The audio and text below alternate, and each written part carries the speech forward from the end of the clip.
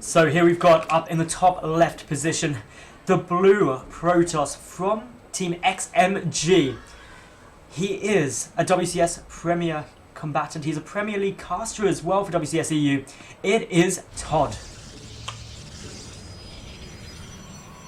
And his opponent down in the bottom right.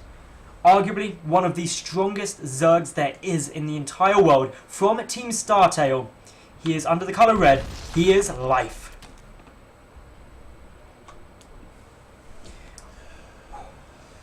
And wow, so let's see what these players end up coming out with in game number 2. Life isn't going to be going for a super early pull this time around. I think he's going to be playing a much more straight up macro game against ToD now.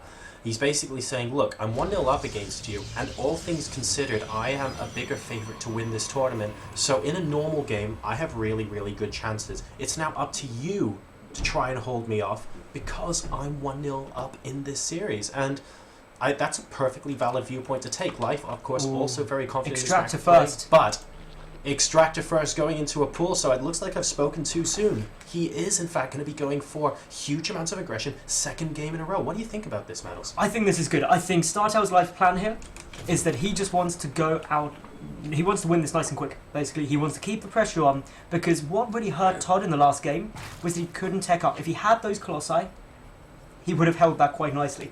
But by keeping the pain on, ToD had to pump units. He had to just get more gateways down, spend his money just surviving, and that is what Life wants to force him to do. And if he can't survive, well, guess what? Life takes this series 2-0, and he gets a nice little break before he goes into his next game. Well, this is certainly an interesting take on things. I mean, Life certainly had the opportunity just to go for a macro game, and we wouldn't have blamed him at all. That's normally what I would expect in these situations. Even Life in the GSL actually normally does this. When he goes for one game super aggressive, we often see him fall back on his macro in the next game, but he's not doing that here at DreamHack Summer. He's going to be going straight for the speed, very, very early gas as well. And he is going to be expanding, of course, at the very least needs that extra larva. It remains to be seen whether he's going to be droning up with that, or whether he's going to use this to go for a massive speedling attack. Well, he does have, well, he's completely gas income, okay? Yeah. That's the important thing. So he does have the option to pump an awful lot of Zerglings. That's right. If he does that, this natural base could be in a lot of problems. We can see the ToD does have the Mothership Core coming out. The Overlord is just getting a quick look, sees the pylon, sees the natural. These Zerglings alone are going to be able to put a lot of pressure on here. There is no Zealot yet. That's the other thing for ToD. He is just playing quite economical. The Zealot only just now coming out. The Zerglings moving back because the Mothership Core is there. But seeing only 4 is probably not enough to trigger ToD's real concern. I think at the moment 4 Lings isn't enough for him to go, oh no, what's going on here? But the Mothership Core is caught a little bit off guard here as 6 Lings actually are able to get in. And now we see them moving into the main base. This probe desperately trying to get out of the way and able to at least put down the gateway before its demise. We have a single Zealot out on the field now as well. These Lings may attempt to surround it, or in fact he's just going to go straight around it. There is the Zergling speed. This is going to be really problematic now for ToD. 1 probe is going to go down. Will a second go down as well? Having to walk around and dodge.